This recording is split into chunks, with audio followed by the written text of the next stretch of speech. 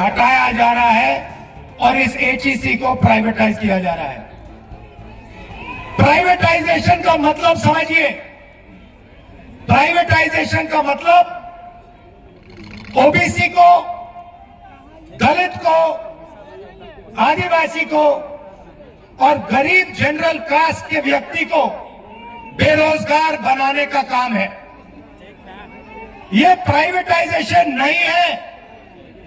यह दलितों से, आदिवासियों से, पिछड़ों से, गरीब जनरल कास्ट के लोगों से, माइनॉरिटी के लोगों से चोरी है। यह हो रहा है। आप देखिए, किसी दिन आप अदानी जी की कंपनी की लिस्ट निकालिए, अदानी की कंपनी की लिस्ट निकालिए और मैनेजमेंट की टीम देखिए। अदानी की कंपनी में आपको एक पिछड़ा नहीं मिलेगा, एक दलित नहीं मिलेगा, एक आदिवासी नहीं मिलेगा, एक गरीब जनरल कास्ट का व्यक्ति नहीं मिलेगा। और इसको, इस एक व्यक्ति को देश की पूरी पूंजी पकड़ाई जा रही है। एयरपोर्ट, पोर्ट्स, इंफ्रास्ट्रक्चर, सड़कें, पुल, स्टोरेज की facility, solar power, wind power, जो भी ये व्यक्ति चाहता है इसको मिल जाता है। ये डिफेंस में देश की रक्षा सेना करती है। आप देख लीजिए, सारे के सारे कॉन्ट्रैक्ट्स, हथियार के कॉन्ट्रैक्ट, ड्रोन के कॉन्ट्रैक्ट, ये सारे के सारे इसी एक व्यक्ति को दिए जा रहे हैं। क्यों?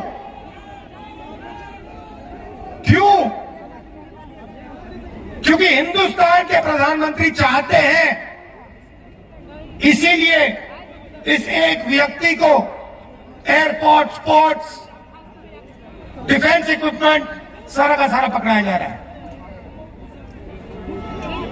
मैंने आपसे सवाल पूछा, इस देश में पिछड़े लोग कितने हैं, आदिवासी कितने हैं, दलित कितने हैं? इसके पीछे सोच है। भाइयों और बहनों, आप किसी प्राइवेट कंपनी में जाइए,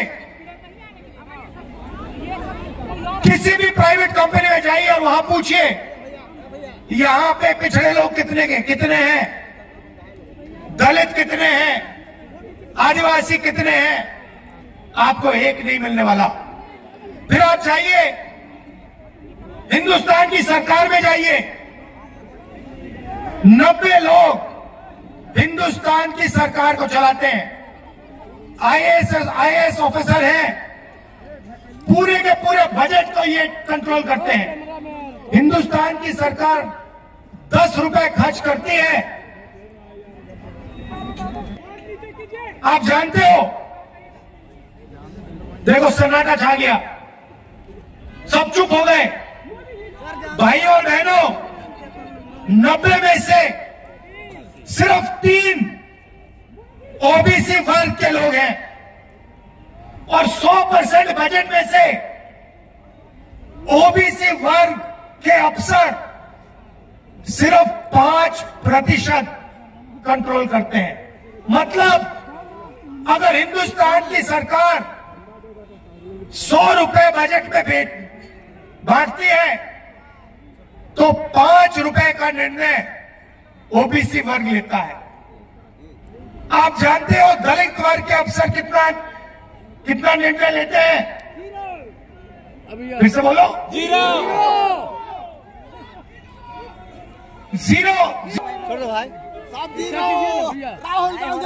तो आपकी ना सरकार में हिस्सेदारी, ठीक है भैया, ना कॉर्पोरेट सेक्टर में हिस्सेदारी। आप जाइए, लिस्ट निकालिए, प्राइवेट अस्पतालों की लिस्ट निकालिए, उसमें देखिए उसमें आपको दलित नहीं मिलेगा, मैनेजमेंट में एक ओबीसी नहीं मिलेगा, एक मालिक नहीं मिलेगा, एक आदिवासी, एक दलित, कोई नहीं मिलने वाला उसमें। फिर आप प्राइवेट यूनिवर्सिटीज की लिस्ट निकालिए, कॉलेजेस की लिस्ट निकालिए, उसमें आपको एक पिछड़ा नहीं मिलेगा, एक मालिक आपको पिछड़ा नहीं मिलेगा, एक मालिक दलित नहीं मिलेगा, एक मालिक आदिवासी नहीं मिलेगा। फिर आप जाइए और कहिए ठीक है, कॉर्पोरेट सेक्टर में नहीं मिला, सरकार में नहीं मिला, अस्पतालों में नहीं मिला, यूनिवर्सिटी कॉलेज में नहीं मिला, और फिर आप लिस्ट निकालिए जो कॉन्ट्रैक्ट से काम करते हैं, कॉन्ट्रैक्ट लेबर की लिस्ट निकालिए, कॉन्ट्रैक्टर भी तो, और उस लिस्ट में आपको सिर्फ ओबीसी, दलित और आदिवासी मिलेगा और कोई नहीं मिलने वाला। तो पिछड़ों को, दलितों को, आदिवासियों को, सही बात बोली, उनको कॉन्ट्रैक्ट लेबर, उनको मजदूरी, बॉन्डेड लेबर बनाया जा रहा है। और बड़ी बड़ी कंपनियों में, अस्पतालों में, कोर्ट्स में, स्कूल कॉलेजेस में इनकी कोई हिस्सेदारी नहीं है। भैया सब तो आ रहे हैं। तो सबसे पहले ये पता लगाना है कि इस देश में दलित, आदिवासी और पिछड़े हैं कितने। 50% कम से कम पिछड़े वर्ग के लोग हैं, 8% आदिवासी हैं, 15-16% दलित हैं, और इनकी हिस्सेदारी है ही नहीं, कहीं भी नहीं है। पूंजीपतियों की सरकार है सर, ये कहीं भी नहीं है। किसी भी मजदूर के पास चले जाओ। आज मैं अभी सड़क पे था, साइकिल पर 200 किलो कोयला लिए, धकेल कर साइकिल पर 200 किलो कोयला लिए, धकेल कर भूखे आदिवासी 50 किलोमीटर चल रहे थे। मैंने अपनी आंखों से देखा। वहां पे आपको आदिवासी मिल जाएगा, वहां पे आपको दलित मिल जाएगा, वहां पे आपको पिछड़ा मिल जाएगा, मगर किसी बड़ी कंपनी में नहीं मिलने वाला, किसी अस्पताल के मैनेजमेंट के ऑफिस में नहीं मिलने वाला। यही हिंदुस्तान के सामने सबसे बड़ा सवाल है, इससे बड़ा सवाल है ही नहीं। और इसीलिए हमारा पहला कदम पूरे देश में जाति जनगणना को करवाने का होगा, और हम पता लगाएंगे इस देश में दलित कितने, आदिवासी कितने, पिछड़े कितने। और एक और बात समझिए, रिजर्वेशन की बात कर रहा हूं। आजकल 50% से ज्यादा रिजर्वेशन नहीं मिल सकती। ये जो 50% का लिमिट है, इसको कांग्रेस पार्टी की सरकार, इंडिया की सरकार उठा के फेंक देगी। और हम जो दलित हैं, आदिवासी भाई हैं, उनके रिजर्वेशन में कोई कमी नहीं आएगी, मैं आपको गारंटी देके कह रहा हूं। और जो पिछड़ों का हक बनता है वो उनको मिलेगा। तो ये देश का सबसे बड़ा मुद्दा है, इससे बड़ा मुद्दा है ही नहीं। सामाजिक अन्याय और इसी से जुड़ा हुआ आर्थिक अन्याय। आप मुझे बताइए, जीएसटी से छोटे व्यापारियों को, मजदूरों को, स्मॉल और मीडियम बिजनेस वालों को फायदा हुआ? मुझे हाथ उठा के दिखा दो। इस यहां पे नहीं, हाथ नीचे करो। यहां पे एक व्यक्ति जिसको जीएसटी से फायदा हुआ हो, मुझे दिखा दो। कौन है ये? अंबानी को फायदा हुआ, अदानी को फायदा हुआ, देश के अमीर लोगों को फायदा हुआ। ये एचएसई में जो काम करते हैं इनका जबरदस्त नुकसान हुआ। जीएसटी कौन देता है? जीएसटी अमीर लोग नहीं देते। जीएसटी वो मजदूर देता है जो 200 किलो को धकेल रहा था। वो उतनी ही जीएसटी देता है जितनी अदानी देता है, अंबानी देता है। वो शर्ट खरीदता है, उतनी ही जीएसटी लगती है जितनी अदानी जी की शर्ट को लगती है। तो पैसा कहां से जा रहा है? बजट का पैसा कहां से जा रहा है? दलितों से, आदिवासियों से, पिछड़ों से, गरीब जनरल कास्ट के लोगों से, माइनॉरिटी से। और जा कहां रहा है? अरबपतियों की जेब में, अदानी की जेब में, इन लोगों की जेब में। इसीलिए देश में भयंकर बेरोजगारी फैल गई है। इन्होंने क्या किया? सारे छोटे व्यापारियों को खत्म कर दिया। जो छोटा बिजनेस करते थे, जो स्मॉल और मीडियम बिजनेस करते थे, उनको सबको मार दिया। 2 हथियार का प्रयोग किया इन्होंने। पहले प्रधानमंत्री ने झूठ बोला और कहा कि मैं काले धन के खिलाफ लड़ाई लड़ रहा हूं और नोटबंदी कर दी। नोटबंदी ने हिंदुस्तान के सब छोटे बिजनेस वालों को खत्म कर दिया, उड़ा दिया। नहीं बोल रहे। ये अदानी जी के लिए काम किया। उसके बाद जीएसटी लागू कर दी। नतीजा हुआ कि आज हिंदुस्तान का युवा रोजगार पा ही नहीं सकता। जितना भी ढूंढना है ढूंढ लो।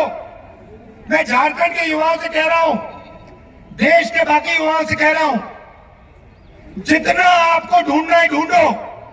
नोटबंदी के बाद, जीएसटी के बाद, नरेंद्र मोदी जी की पॉलिसीज के बाद छोटे बिजनेसेस है ही नहीं।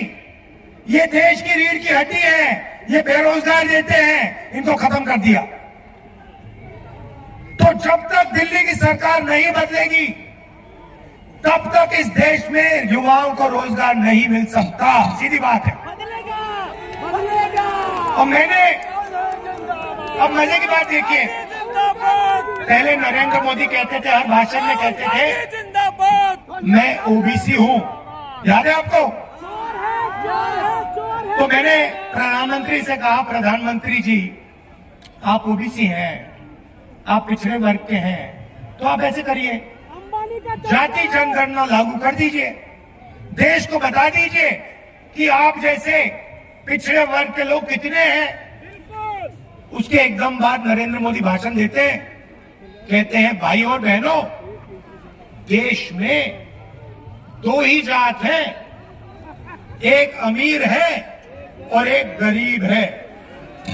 वारे वाह, एक अमीर है और एक गरीब है। तो फिर आप कहां के ओबीसी बन गए?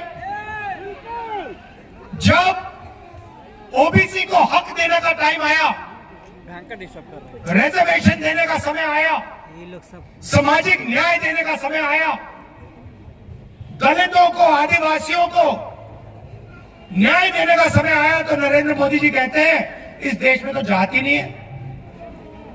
और जब वोट लेने का समय आता है तो नरेंद्र मोदी कहते हैं मैं तो ओबीसी हूं, मैं तो ओबीसी हूं। आप कैसे ओबीसी हैं? तो देश में सामाजिक न्याय, अन्याय, आर्थिक अन्याय, महिलाओं के खिलाफ अन्याय, किसानों के खिलाफ अन्याय, मजदूरों के खिलाफ अन्याय, ये 5 बड़े बड़े अन्याय हो रहे हैं। और ये हर रोज कहीं ना कहीं आपको दिखेंगे। ये सरकार को, मोदी जी को नहीं दिखते, उनके मंत्रियों को नहीं दिखते, मगर बाकी हिंदुस्तान को हर रोज ये दिखते हैं। और इन अन्याय के खिलाफ हमने न्याय यात्रा शुरू की है। ये हमारा लक्ष्य था। और इससे देश को हमने एक दूसरी विचारधारा दी है कि देखिए, नफरत से, हिंसा से कुछ नहीं होने वाला, कुछ नहीं होने वाला। बेरोजगारी फैलेगी, महंगाई बढ़ेगी, ईवीएम हटाओ, देश बचाओ, यही होने वाला है। और ये आपको पिछले 10 साल में दिखा है। जितनी नफरत बढ़ती है, जितनी हिंसा बढ़ती है, उतनी बेरोजगारी बढ़ती है, उतनी महंगाई बढ़ती है,